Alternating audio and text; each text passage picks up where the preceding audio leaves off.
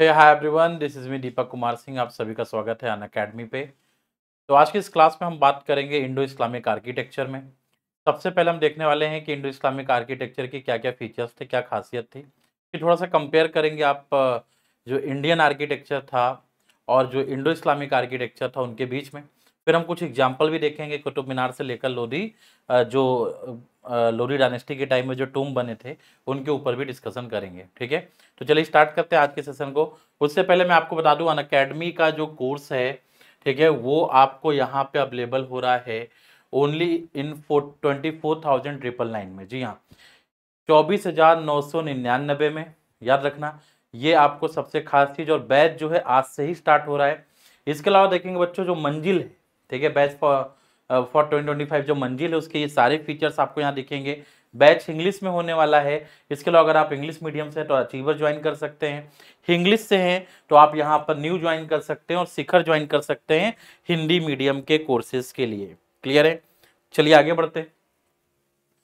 ये आपको यहाँ पे दिख रहा है, इट इज दिल्ली सल्तनत आर्किटेक्चर। लेकिन आर्किटेक्चर बेसिकली हमें बताता क्या है? ठीक है, ये किस बारे में हमें जानकारी देता है? एक हिसाब से देखें तो मुझे सबसे पहली चीज जो इसमें सबसे इंपॉर्टेंट लगती है वो है कि वो उस समय की फिलॉसफी को भी हमें अभी के टाइम में बताता है। जैसे आप अगर देखेंगे तो दिल्ली सल्तनत में जितने भी आर्किटेक्चर्स बने हुए थे मिडिवल टाइम में, वो सब रेड सैंडस्टोन या इनका प्रयोग करके बनाया गया। क्लियर है? रेड सैंडस्टोन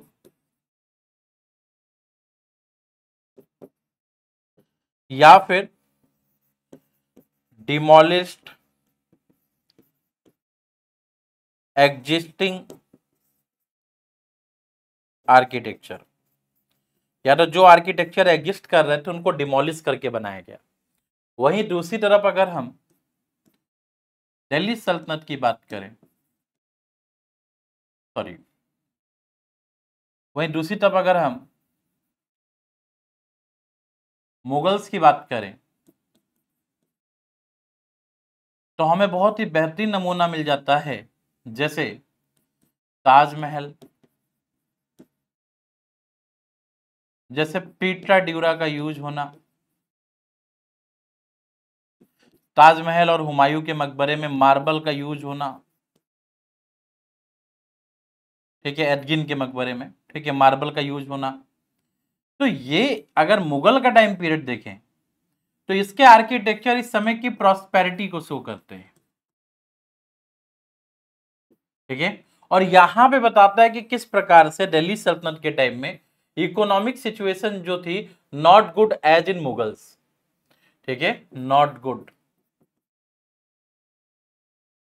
ये सबसे बड़ा डिफरेंस जो है, मेनली डिफरेंस जो है वो हमें देखने को मिलता है बिटवीन दिल्ली सल्तनत and Mughal architecture. That's why जो आर्किटेक्चर है वो हमें फिलोसॉफिकल या उस समय की जो इंफॉर्मेशन है उसके बारे में काफी कुछ बताते भी हैं। मैं फिलोसॉफिकल बार बार क्यों बोल रहा हूं, क्योंकि आगे हम इसके सेकेंड पार्ट में जब आएंगे तब मैं आपको बताऊंगा कि हर एक आर्किटेक्चर में हर एक बनावट का अपने आप में कुछ मतलब होता है, अर्थ होता है, उसके ऊपर डिस्कस करेंगे। सबसे पहले मैं आपको बताऊं कि इंडियन आर्किटेक्चर जो उस समय होता था जिसे हम ट्रेबियट स्टाइल कहते थे, और दूसरा इस्लामिक आर्किटेक्चर आर्कुएट स्टाइल के नाम से जाना जाता है। उनमें कुछ मेन डिफरेंस है वो मैं आपको बता दूं। पहला, एंट्रेंस। अगर मैं एंट्रेंस की बात करूं, इंडियन आर्किटेक्चर और खासकर जो राजपूत आर्किटेक्चर था, जब मेडिवल इंडिया में गौरी और गजनी आए उस समय जो नॉर्थ इंडिया था वहां पे राजपूत आर्किटेक्चर की भरमार थी। ठीक है, राजपूत आर्किटेक्चर की सबसे खास बात क्या है? लिंटेल। आपने देखा होगा दरवाजे के ऊपर भी हमारे यहाँ लिंटेल बनाया जाता है to support the gap. Clear है कि जो गैप है भाई उसमें एक सपोर्ट मिले बिल्डिंग को, ताकि उस गैप में ग्रेविटेशन के कारण कोई प्रॉब्लम ना आए। छतों के ऊपर आप देखेंगे लिंटेल जो है, बीम जो है वो बनाई जाती है। राजपूत स्टाइल में लिंटेल जो बनाए जाते थे, साथ में जो बीम बनाई जाती थी वो तिरछी बीम पाई जाती थी, क्योंकि उतना भी डेवलप नहीं था। क्लियर है? अब जब यहां पे इस्लामिक आर्किटेक्चर आया तो इस्लामिक आर्किटेक्चर की सबसे खास बात है, इनको पिलर नहीं चाहिए। बड़े बड़े हॉल बनाते थे विदाउट पिलर। जब बिना पिलर के आप इतने बड़े हॉल बनाओगे तो ये बेहद जरूरी हो जाता है कि आप उसमें जो ग्रेविटेशनल फोर्स है उसको तो मैनेज करना पड़ेगा। तो यहां पे इन लोगों ने क्या किया, आर्क का यूज किया। तो जब आप आर्क बनाते हो, कुछ इस प्रकार की डिजाइन बनाते हो, मैं आपको यहां पे दिखा दूं, ठीक है, ये इस प्रकार की डिजाइन, ये आर्क बनाते हो। तो जब आप ये आर्क डेवलप कर रहे हो, क्लियर है, तो आप जो ग्रेविटेशन फोर्स है उसको शिफ्ट कर रहे हो। इस दोनों यहां पे जो इसका जो वॉल है इसके ऊपर आप शिफ्ट कर रहे हो, और इसकी वजह से यहां पे जो ग्रेविटेशन फोर्स है वो इधर की इधर और इधर क्या हो जाता है, मूव हो जाता है, और जिससे आप एक बहुत बड़ा आर्किटेक्चर विदाउट पिलर जो है यहां पे बना सकते हो। ये सबसे खास बात होती थी बनावट, इसीलिए यहां पे आर्क का यूज किया गया है। क्लियर, एक चीज तो ये हुई। दूसरा, अगर मैं टॉप की बात करूं तो यहां टॉप में आपको शिखर मिलेगा। जी हाँ, दे यूज शिखर। और यहां पे अगर मैं आर्क्वेट स्टाइल में बात करूं तो डूम, डॉम जो था यूज किया गया उस समय, डॉम, गुंबद। क्योंकि जब एग्जिस्टिंग आर्किटेक्चर में, जैसे मैं एग्जांपल बताऊं आपको, जब कुतुब मीनार बना तो कव्वतुल इस्लाम मॉस्क जो बना वो एक पुराना हिंदू मंदिर डिमोलिश करके बनाया गया। तो वहां पे जो शिखर और बाकी पार्ट है हटाकर उसको डोम में कन्वर्ट कर देते थे। इस्लामिक आर्किटेक्चर का ये एक एग्जाम्पल सेट हो जाता था। तो ये आपका शिखर जो है ये डोम में। उसके बाद नेक्स्ट देखेंगे मीनार। आपको इंडियन आर्किटेक्चर में मीनार एब्सेंट दिखेगा, यहां पे मीनार का प्रयोग नहीं किया गया है। अगर हम अशोक को देखें तो अशोक ने इंडिविजुअल जो पिलर्स हैं वो स्टैब्लिश किए थे, but not the part of the structural architecture. Okay, when we talk about Islamic architecture they used minar. Clear है, like Qutub Minar as a individual, but also we can see minar, use of minar in the Taj Mahal. Clear है, ताजमहल के किनारे किनारे आप देखेंगे मीनार का use हुआ है। तो ये रिफ्लेक्ट करता है कि हाँ, यहाँ की खास बात है इंडो इस्लामिक या इस्लामिक आर्किटेक्चर की, जो कि क्या है, मीनार का यूज करना। नेक्स्ट है मटेरियल यूज। इन्होंने स्टोन का यूज ज्यादा किया है, इन्होंने ब्रिक, लाइम और मोटार का यूज किया है। और motor was the first cementing agent जिसका यूज किया गया था जोड़ने के लिए। दिल्ली, लखनऊ में एक जगह है बड़ा इमामबाड़ा, आप अगर कभी उसमें घूमने जाएं तो पूरा इमामबाड़ा जो है बहुत बड़ा हॉल है विदाउट पिलर, लेकिन साइड साइड में जो वॉल्स उसमें मेहराब बनाया गया है जो उसकी ग्रेविटेशन फोर्स को शिफ्ट करता है। और साथ ही साथ खास बात जानते हैं, उसमें एक भी लोहे की रॉड का प्रयोग या सरिये का प्रयोग नहीं हुआ है। जी हाँ, चूने पत्थर से जो है बनाया गया है। और ये खास आर्किटेक्चर जो है, ये इस्लामिक आर्किटेक्चर आपको जगह जगह भारत में, खासकर नॉर्थ इंडिया और दक्कन के कुछ क्षेत्रों में आपको देखने को मिल जाते हैं। आगे बढ़ेंगे, ये आपको 8 चीजें याद रखनी है जो आपको थोड़ी पहचान देंगी इस्लामिक आर्किटेक्चर में। जैसे सबसे पहले मीनार, हमने देखा है कि हाँ भाई मीनार जो है, एक नंबर जो है मीनार, हाँ ये बनाए जाते थे। क्लियर है, ये हम लोगों ने कई जगह एग्जाम्पल में देखा, जैसे आप ये देख सकते हैं। ठीक है, तो जो यूज मीनार, ये मीनार बनाते थे, इस्लाम की आर्किटेक्चर की खास बात है। सेकेंड वी कैन से डोम। अगर आप देखेंगे तो एक गुंबद जो है ये बनाया जाता था डोम टाइप का आर्किटेक्चर में। क्लियर है, जैसे आप यहां ऊपर देख लेंगे तो डोम बनाए जाते थे। कील आर्चेस, कील आर्चेस समझ रहे हैं आप? कील आर्चेस मतलब अगर आप यहां पे देखें एक बार तो आप देखेंगे कि थोड़ा सा ये जो आर्च है ना नीचे की ओर ऐसे आया है। ये कील आर्चेस का जो प्रयोग है बहुत हुआ, इसमें भी आपको ऊपर की ओर दिख जाएगा ये कील आर्चेस, जो हॉर्स शू टाइप का जो है ना कील आर्चेस, इसका यूज जो है आपको बहुत बड़े लेवल पे आपको यहां पे देखने को मिलेगा। नेक्स्ट है stair step conciliation. Stair step conciliation आपको 4th नंबर, ये आपको दिख जाएगा, किनारे किनारे आप देखेंगे महलों के ऊपर ऐसे बनाए जाते थे। क्लियर है, तो ये हो गया। नेक्स्ट है सान, सान कहते हैं इसको, सान मतलब एवोल्यूशन। मैं आपको यहाँ पे फोटो दिखा दूं, ये देखिए, ये बीच में जो एक बहुत बड़ा ग्राउंड होता था मॉस्क में या किसी इस्लामिक स्ट्रक्चरल आर्किटेक्चर में, वहां बीच में फाउंटेन जो है वो बनाया जाता था। क्लियर है, तो इस फाउंटेन के लिए हम, इसका जो नाम है वो सान जो है एवोल्यूशन कहते हैं। मकरानाज, मकराना जो होते थे गुंबद के नीचे जो एंट्रेंस पे, खासकर एंट्रेंस के ऊपर सजाने के लिए बनाए जाते थे, जिसका एग्जाम्पल मैं आपको यहां पे दिखा सकता हूं। ये देखिए, सबसे सुंदर एग्जाम्पल है मकराना का। देख रहे हैं कितना सुंदर और कितने अच्छे तरीके से यहाँ पे जो मकराना है ये बनाया गया है, और जो इंडो इस्लामिक आर्किटेक्चर को यहाँ पे क्या कर रहा है, रिप्रेजेंट कर रहा है। नेक्स्ट आप देखेंगे मसराबिया। मसराबिया बेसिकली जो होता है, ठीक है, उसके बारे में मैं आपको थोड़ा सा बताना चाहूंगा कि यहाँ पे फोटो देख लीजिए, ये देखिए, ये जालीदार चीज यूज करके किसी बिल्डिंग में बाहर की ओर निकाल कर ये बनाया जाता था, इसे हम मसराबिया कहा करते थे। और ये सबसे खास एक पार्ट है इस्लामिक आर्किटेक्चर का, और खासकर जो जालीदार चीज है ये कहीं ना कहीं राजपूतों से उन्होंने ली है। आगे चल के देखेंगे दिक्का। दिक्का क्या होता है? एक हाईएस्ट प्लेटफॉर्म होता है। क्लियर है? ये जो हायर प्लेटफॉर्म होता है मॉस्क में, कभी कभी कुरान की आयतों को यहाँ पे पढ़ा जाता है बैठकर, उसके लिए यूज किया जाता था। इसे हम दिक या दिक्का कहते हैं, दिक कह सकते हैं, दिक्का दोनों कह सकते हैं। नॉर्मली दे यूज दिक वर्ड। क्लियर है? दिक्का कहते थे, उसके लिए आप यहाँ पे प्रयोग कर सकते हैं, तो दे यूज दिक्का वर्ड। क्लियर है? तो ये आप यहाँ पे देख सकते हैं कि किस प्रकार से हाईएस्ट प्लेटफॉर्म जो है वो यहाँ पे डेवलप हुआ है। अब ये देख सकते हैं आप, ये 1 से लेकर 8 तक सारे एग्जाम्पल मैंने आपको दिए। ठीक है? एक एग्जाम्पल आपका डोम का ये आप देख सकते हैं। क्लियर? तो ये आपको यहां पे बताना है। अब आगे आते हैं कि इस्लामिक आर्किटेक्चर में एक खास चीज आपको देखने को मिलेगी, दैट इज कैलीग्राफी या इस्लिमी। इसमें ये क्या करते थे, जियोमेट्रिकल पैटर्न जो है, स्क्वायर, ट्रायंगल, ठीक है, और सर्कल, इन सबको जब ये कैलीग्राफी कुरान की आयतों से मिक्स करते थे तो दोनों को मिक्स करके खास स्टाइल डेवलप करते थे, दैट स्टाइल नोन एज इस्लिमी। इसी स्टाइल को हम इस्लिमी कहते हैं। ये खास बात आपको कहां पे दिखेगी? इस्लामिक आर्किटेक्चर में दिखेगी। और इसके अलावा अराबेस्क्यू इस्लिमी, ये आप देख सकते हैं, ये सेम उसी तरह से है। तो यहां पे देखिए लिखा हुआ है अराबेस्क्यू या इस्लिमी जो है, design are biomorphic floral pattern representing the underlying order and unity of nature with a great deal of accuracy. Flowers and trees might be used as the motifs for the decoration of textile object in building. Flower in सब का use होता था, लेकिन जब शुरुआत में इस्लामी आया तो उसमें कैलीग्राफी जो होती थी, जैसे कुरान की आयतें हैं कैलीग्राफिक स्टाइल में लिखी गई हैं बहुत अच्छे से, और जो आपका ज्योमेट्रिकल पैटर्न है उनको मिक्स करके एक फ्लावर पैटर्न में चीजों को डेवलप करने की कोशिश की गई थी स्टार्टिंग में। और उसके बाद ये काफी फेमस हुआ, आपको कई जगह आपको देखने को मिलेगा। ये आप देखिए बिल्डिंग के किनारे किनारे कुरान की आयतें जो है कैलीग्राफी के रूप में आपको देखने को मिलेंगी। तो ये भी आर्किटेक्चर का एक बहुत अच्छा एक एग्जाम्पल है आपके लिए, किसके लिए? इस्लामिक आर्किटेक्चर के लिए। ओके, अब आगे बढ़ते हैं।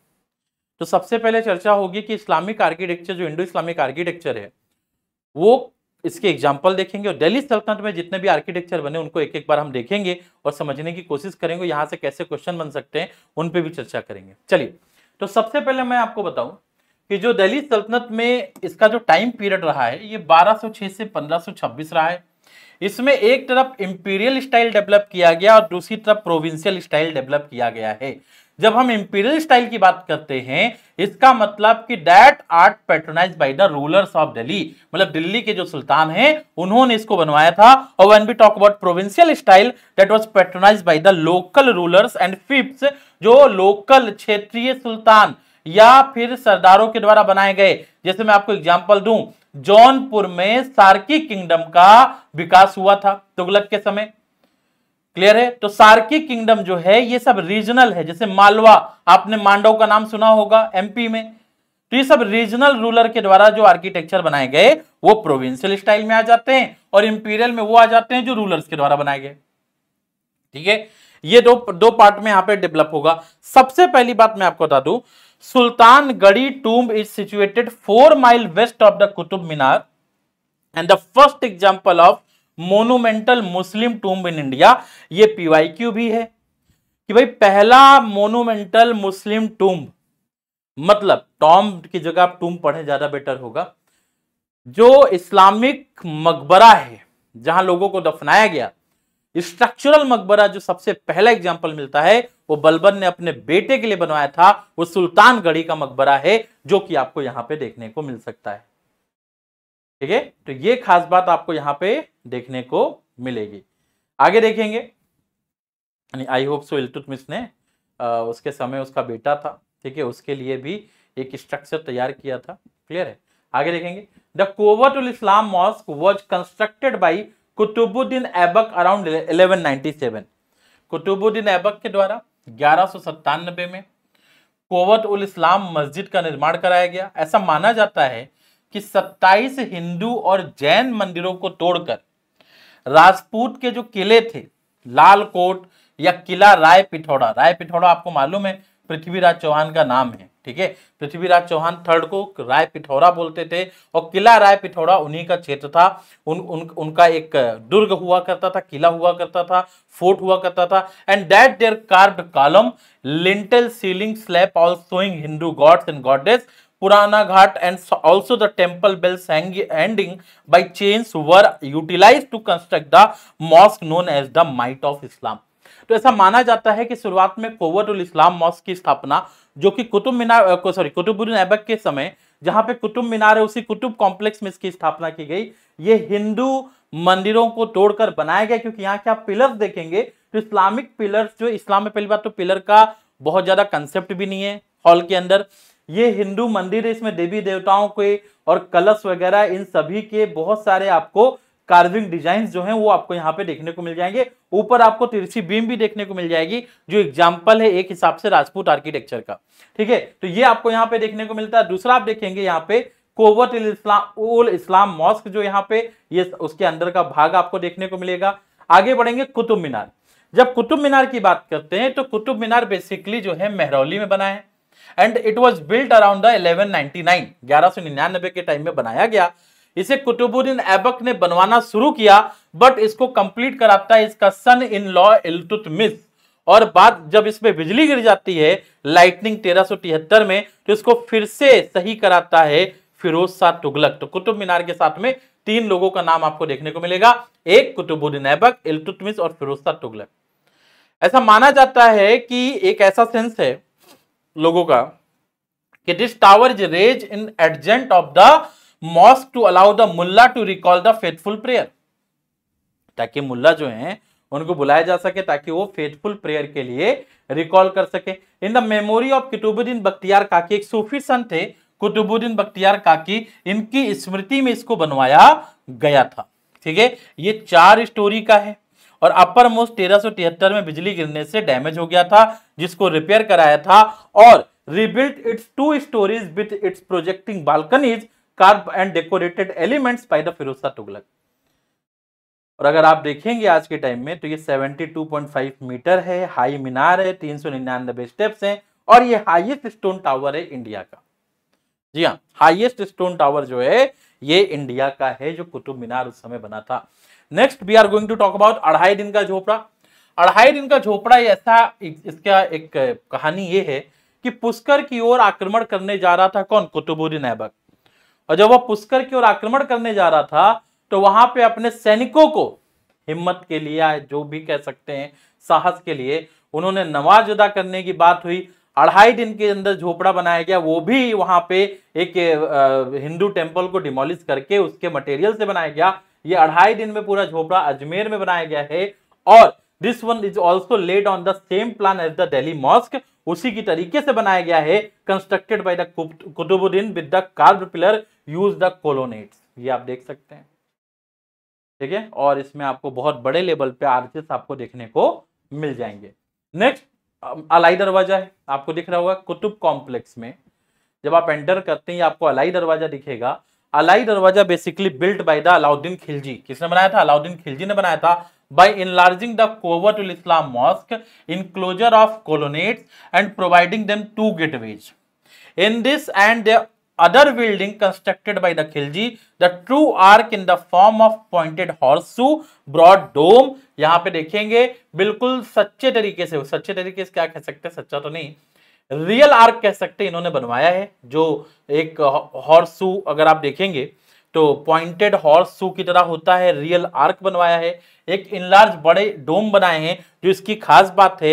यहां पे आपको परफोरेटेड विंडो भी देखने को मिलेगी, इंस्क्रिप्शनल बैंड भी देखने को मिलेंगे, रेड सैंडस्टोन का यूज हुआ है और मार्बल का भी यूज हुआ है। तो आप यहां पे देख सकते हैं बीच में व्हाइट व्हाइट, तो इसलिए बोला जाता है कि यह आर्किटेक्चर में कुतुबुद्दीन ऐबक के बाद में एक अगला स्टेप था, that was taken by the Alauddin Khilji, ठीक है। ये अचीवमेंट है अलाउद्दीन खिलजी की उस समय के आर्ट के हिसाब से। अगर आप देखेंगे तो ये अलाई दरवाजा आपको यहां पे देखने को मिलता है। आगे बढ़ेंगे, तुगलक आर्किटेक्चर। बच्चों जब हम तुगलक आर्किटेक्चर पे बात करते हैं तो मैं आपको थोड़ी सी बात बता दूं, तुगलक के समय सबसे बड़ी प्रॉब्लम क्या हुई थी? दो प्रॉब्लम थी। पहला, एक तो इनके पास पैसे नहीं थे, बहुत ज्यादा इकोनॉमिक कंडीशन बहुत खराब चल रही थी, और दूसरा मंगोल इन्वेजन से डर था। तो मंगोल इन्वेजन का डर सता रहा था, और जब आपके घर में आक्रमण होना होता है तो आप अपने किले को मजबूत करते हो, ठीक है। और दूसरा, आपके पास में पैसा भी नहीं था। तो इन्होंने सबसे ज्यादा ध्यान दिया किस पे? Development of buildings, cities. जी हां, ये शहरों के निर्माता बोले जाते हैं, जहां पे गियासुद्दीन तुगलक ने तुगलकाबाद और आपके क्या कहते हैं मोहम्मद बिन तुगलक ने जहांपना, और फिरोज शाह तुगलक ने आप देखेंगे फिरोज शाह कोटला जो है उसका निर्माण करवाया था। खैर फिरोज शाह तुगलक तो 300 नगर उसने बसाए थे, उनमें दिल्ली में जो फिरोज शाह कोटला है वो आपको देखने को मिलेगा। तो ये इस बात का एग्जाम्पल है कि इन्होंने शहर के निर्माण कराए। लेकिन सबसे खास बात आपको इनके आर्किटेक्चर में दिखेगी क्या? ये देखिए, पहले पढ़ने से पहले ये देखिए, स्लोपिंग वॉल्स आप इसमें देख सकते हैं, ठीक है।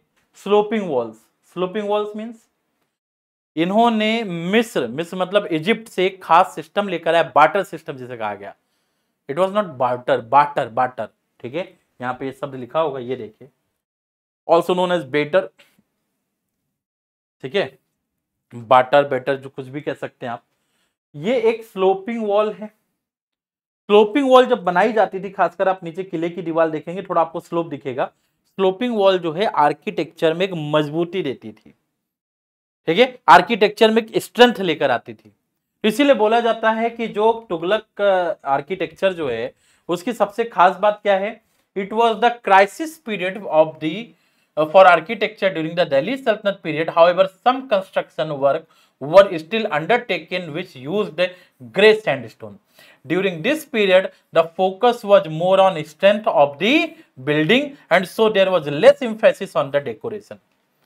डेकोरेशन पे इनका एम्फेसिस क्या है? बहुत कम है। क्लियर है? The construction combined both arc and lintel, ये दोनों आप देखेंगे इनका यूज किया इन्होंने। क्लियर है? एंट्रेंस के डिजाइन के लिए जरूरी नहीं कि आर्क ही बनाए, लिंटेल का भी प्रयोग किया। क्यों? क्योंकि इनको मजबूती चाहिए थी। They also introduce the style of construction known as better, which was characterized by the sloping walls, give more strength to the building, ताकि स्लोपिंग वॉल्स बनाए, बिल्डिंग को और ज्यादा स्ट्रेंथ मिल सके। और ये सिस्टम ये कहां से लेकर आए थे? इजिप्ट से लेकर आए थे, ठीक है। कहां से लेकर आए थे बच्चों? इजिप्ट से लेकर आए थे। तो ये खास बात आपको यहाँ पे एक देखने को मिलती है। क्लियर? इन्होंने 3 नगर बसाए, Tughlaqabad by Ghiyasuddin Tughlaq, Jahanpanah was by Mohammad bin Tughlaq, Firozabad Firoz Shah Kotla, ठीक है। आगे चल के देखेंगे 300 नगर जो हैं किसने बसाए थे? ये सारे नगर जो हैं फिरोज शाह तुगलक के द्वारा डेवलप किए गए थे।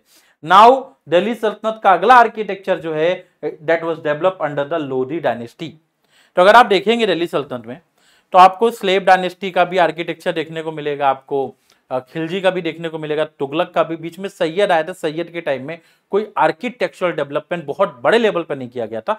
छुटपुट तालाब वगैरह ये सब जो है डेवलपमेंट हुए थे, लेकिन बड़ा कोई आर्किटेक्चरल डेवलपमेंट दिल्ली में नहीं हुआ था। उसके बाद लोधी का नाम आता है। लोधी में भी जो सिकंदर लोधी है उसके द्वारा एक खास चीज की गई थी। देखिए यहाँ पे लिखा हुआ है, Lodhi dynasty under the Lodhi dynasty architecture continue to take a back seat. जी हाँ, पैसा नहीं था। आप ऐबक के टाइम ही देखेंगे हालात खराब हो गए थे। ये अपनी बैक सीट पे जाता है। ओनली टोम्स मतलब मकबरे जो थे वो कमीशन्ड किए गए बनाने के लिए इस पीरियड में। However one important feature of architecture during this period was the introduction of the double dome, ठीक है। इन्होंने डबल डोम का जो इंट्रोडक्शन किया, जैसा कि आपको यहाँ पे दिख रहा होगा। अब मैं आपको खास बात बताऊं, ये डबल डोम जानते कैसे बना? ये ऐसा नहीं था कि कोई डबल डोम का मतलब 2 डोम आसपास जो दिख रहे, ऐसा नहीं। डबल डोम मतलब इन्होंने ऐसे यहाँ पे एक डोम जो था पहले ऐसे होता था, छोटा डोम होता था, इसी के ऊपर इन्होंने एक बड़ा डोम बनाया ताकि इसको स्ट्रेंथ मिल सके। और बाहर से एक बड़ा डोम भी आपको दिखता था, और जो छोटा डोम होता था ये स्ट्रेंथ प्रोवाइड करता था, ठीक है। ये स्ट्रेंथ था और ये आउटलुक के लिए बनाया गया था उस समय। और ये जो पूरी बिल्डिंग थी ऑक्टागोनल होती थी, जैसा कि आप यहाँ पे देख सकते हैं। It consisted a hollow dome inside the top dome, ठीक है। तो टॉप डोम के इनसाइड में एक हॉलो डोम भी बनाए जाते थे। The reason of the use of double domes were to give strength to the architect structure, इस स्ट्रक्चर को स्ट्रेंथ देने के लिए, और lower the inner height of the dome, और जो इनर हाइट है डोम की उसको और ज्यादा कम करने के लिए, क्योंकि अगर डोम जो बहुत कम आपको दिखेगा ऊंचा तो आर्किटेक्चर में मजा नहीं आएगा। तो दो डोम बना दो भाई, नीचे स्ट्रेंथ के लिए बना दो और ऊपर एक बहुत बड़ा डोम बना दो, जिससे क्या होगा भाई आपका आर्किटेक्चर भी खूबसूरत दिखेगा, स्ट्रेंथ भी होगी। तो ये एक अचीवमेंट आप जो है इस समय कह सकते हैं कि लोधी डायनेस्टी की। The tomb build during this phase were hard and bare without any lavish decoration. जी हाँ, आप देखिए यहाँ पे कोई बहुत बड़ा कोई यहाँ पे सजावट नहीं है, कोई लेविश डेकोरेशन नहीं था। They were built in octagonal shape, ठीक है, ये ऑक्टागोनल शेप में बने हुए हैं विद अ डायमीटर ऑफ रफली 15 मीटर, करीब 15 मीटर के डायमीटर में है। And they were supported by a sloping veranda, ठीक है, और इनको एक स्लोपिंग वरांडा के द्वारा सपोर्ट किया गया है। Example, Lodhi garden city of Agra was establish by the Sikandar Lodhi. ये सबसे खास बात जो है आपको देखने को मिलेगी। एक चीज और है जिसे हम कहते भी हैं, क्लियर है, चार बाग स्टाइल। सुना होगा आपने, char bagh style basically introduce by Babur, बहुत बड़े स्तर पे। बट ये चार बाग जो था ना, ये आपको लोधी गार्डन में देखने को मिलेगा, ठीक है। हाँ, ये खास बात क्यों है, क्योंकि इन्होंने अपने टूम्ब के एक तरफ जो है, चार बाग स्टाइल नहीं कह सकते, एक तरफ जो है बहुत बड़े, मतलब बाकी भी गार्डन है, एक इनलार्ज गार्डन जो है एक तरफ आपको देखने को मिलेगा। तो ये खास बात थी उस समय के आर्किटेक्चर की, जिसके मैंने कुछ एग्जांपल आपको दिए, ठीक है। तो ये एक बेसिक पार्ट हुआ जहां पे हमने ये कंप्लीट किए हैं। आगे हम बात करेंगे मुगल आर्किटेक्चर की, जहां पे बहुत सारी चीजें वहां पे भी डेवलप हुई थी, उनको भी हम एक एक करके बहुत अच्छे से कंप्लीट करने वाले हैं। साथ ही साथ मैं आपको बताऊं, आर्ट एंड कल्चर की जो आपको क्लासेस मिल रही हैं, ठीक है, इन क्लासेस में मैं आपको एक खास बात बता दूं। पहली कि मेरी जो क्लास है ना वो आंसर राइटिंग को लेकर, ठीक है, जैसे मैंने मधुबनी की क्लास ली अभी, मैंने आपको बताया था पेंटिंग पे, आंसर राइटिंग को लेकर आपको बहुत हेल्प करेंगे, ठीक है। वो कंटेंट अवेलेबल होगा, क्योंकि जो आर्ट एंड कल्चर है उसका मेंस में एक इंपॉर्टेंट रोल है, और खासकर करंट बेस्ड जो है इसके क्वेश्चन यहाँ से बहुत आते हैं। तो मैं यहाँ पे आपको जब ये कराऊंगा तो मैं करंट बेस्ड क्वेश्चन भी यहाँ पे आपको प्रैक्टिस कराने वाला हूँ, और आपको मालूम होना चाहिए कि इस समय के आर्किटेक्चर की ये खास बातें क्या होती थी, किस प्रकार से इनका डेवलपमेंट होता था। तो एक बार यहाँ पे देख लेंगे फिर से, ठीक है। ये कुछ पार्ट जो है ये आपको याद रखना है, ये बहुत इंपॉर्टेंट है। ये जो यहाँ पे 8 पार्ट है, ठीक है, ये आपको याद रखना है। और उसके साथ में आपको यहाँ पे क्लियर है, ये जो डेवलपमेंट है कैलीग्राफी, इस्लामी मतलब अराबेस्क्यू, इसके बारे में आपको याद रखना है। और फिर आपको ये आर्किटेक्चर को दो पार्ट में, इंपीरियल और प्रोविंशियल आर्किटेक्चर में डिवाइड करके फिर पढ़ना है। जो प्रोविंशियल आर्किटेक्चर है उसमें मैं आपको बता दूं, जैसे आपने नाम सुना होगा मालवा, ठीक है, मालवा क्षेत्र में आप देखेंगे वहां धार के पास में एक मांडो नाम की जगह है, जहां पे रूपमती का महल है, ठीक है, रानी रूपमती का महल, जहाज महल है, क्लियर है। तो उनके आर्किटेक्चर की अपनी आप में खास बात है, लेकिन उनका आर्किटेक्चर भी जो था वहां पे भी कुछ हद तक कुछ स्लोपिंग वॉल का यूज हुआ है। तो थोड़ा सा उसको नॉर्थ इंडिया से कनेक्ट करके देखेंगे तो आपको ज्यादा बेटर समझ में आएगा। दूसरी बात मैं आपको बताऊं, एक चीज और जो है खास आपके लिए बहुत इंपॉर्टेंट है, वो ये है कि आपने देखा होगा कि मंदिर टेम्पल आर्किटेक्चर में हम आमलक आमलक के ऊपर जो कलश जो थे इनका प्रयोग करते थे, ठीक है। अगर आप देखेंगे कुछ इस्लामिक आर्किटेक्चर में भी आपको छोटे छोटे कलश उसके ऊपर जो है चांद जो है इनका प्रतीक देखने को मिल जाता है। तो कुछ सिमिलैरिटी के ऊपर अलग से क्वेश्चन आने के चांसेस बढ़ सकते हैं। तो आप अगर अच्छे से तैयारी कर रहे हैं तो बेहद जरूरी है कि आप इन चीजों पर भी ध्यान दें। क्लियर है? चलिए तो आगे बढ़ते हैं। सबसे पहले जिन बच्चों को आइकॉनिक का सब्सक्रिप्शन लेना है, ठीक है, तो यहाँ पे न्यू फीचर ऐड हो गया है, ऑफलाइन रिकॉर्डेड क्लास। जी हाँ, यहाँ पे आपको ऑफलाइन रिकॉर्डेड क्लास अवेलेबल हो रही है, जिसमें आप देख सकते हैं कि ये सारे बेनिफिट आपको मिलेंगे, लेकिन साथ ही साथ आप आइकॉनिक में जो ऑफलाइन बैचेस हमारे यहाँ चल रहे हैं उनकी रिकॉर्डेड क्लास भी आपको मिलेगी। जुलाई ऑप्शनल कार्निवल, जिसमें अगर मैं आपको बताऊं तो मैं सोशियोलॉजी जो है, खैर जुलाई ऑप्शनल कार्निवल है, लेकिन मैं 8 अगस्त से, ठीक है, फ्रॉम 8 अगस्त में यहाँ पे सा बता दूं आपको, 8 अगस्त से मैं सोशोलॉजी जो है वो स्टार्ट कर रहा हूं, जो कि 9 to 10:30 PM होगा। और इस क्लास में करीब टोटल 50 लेक्चर्स में सोशोलॉजी कंप्लीट कराया जाएगा। अभी जो क्लास स्टार्ट हो रही है हिंदी की है, इंग्लिश की मैंने ऑलरेडी क्या कर दी है, इंग्लिश की जो है ये ऑलरेडी कंप्लीटेड है। आप अनअकैडमी पे मेरे प्रोफाइल पे जाके दीपक कुमार सिंह, या नीचे आपको मिलेगा दीपक कुमार सिंह पे जाकर, प्रोफाइल पे जाकर आप वहां पे जाइए, वहां पे क्लिक करिए, कोर्सेज में जाइए, और कोर्सेज में जाकर आप वहां पे ऑप्शनल के मेरे कोर्स जो है वो देख सकते हैं। पहली खास बात तो ये रही। दूसरी बात मैं आपको बताऊं कि ये जो क्लासेज है सोशोलॉजी, सोशोलॉजी एक हाई स्कोरिंग सब्जेक्ट है, और इस समय अगर आप देखेंगे सोशोलॉजी में तो इस बार 2023 में टॉप जो 20 बच्चे हैं उनमें से 6 जो स्टूडेंट्स हैं ये सोशोलॉजी से, और ये आपको हायर नंबर जो है यहाँ पे देखने को मिलेगा।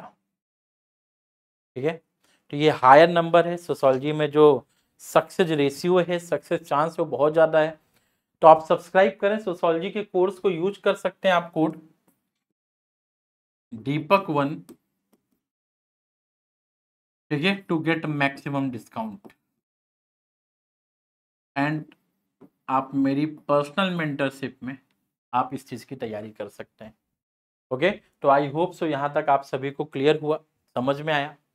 अब मैं अगले लेक्चर के साथ में जल्द ही आपसे मुलाकात करूंगा। आज के लिए बस इतना ही। Thank you so much for watching this session. Bye bye, take care, जय हिंद, जय भारत।